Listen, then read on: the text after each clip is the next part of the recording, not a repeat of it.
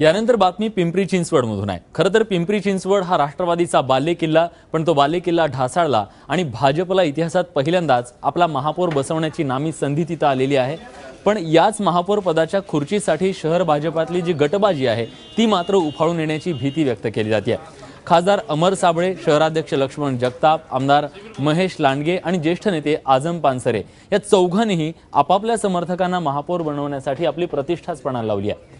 महापौर पद ओबीसी गटासाठी आरक्षित असल्याने खुल्या गटातून विजय झालेले उमेदवारही ओबीसीचं प्रमाणपत्र दाखवत महापौर पदावर दावा ठोकतायत।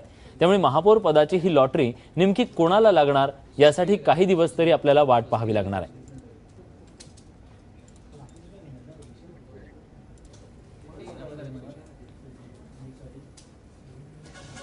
महापौर पदासाठी संभाव्य उमेदवार कोण कोण आहे तर शत्रुघ्न काटे, नामदेव ढाके, सुरेश भोईर हे जगताप समर्थक आहेत, तर आमदार लांडगे समर्थक देखील मागे नाही आहेत। नितीन काळजे, नितीन लांडगे हे देखील महापौर पदासाठी इच्छुक आहेत। लॉबिंग सुरू आहे। साबळे आणि पानसरे समर्थक केशव घोळवे यांचं देखील नाव सध्या चर्चेत आहे।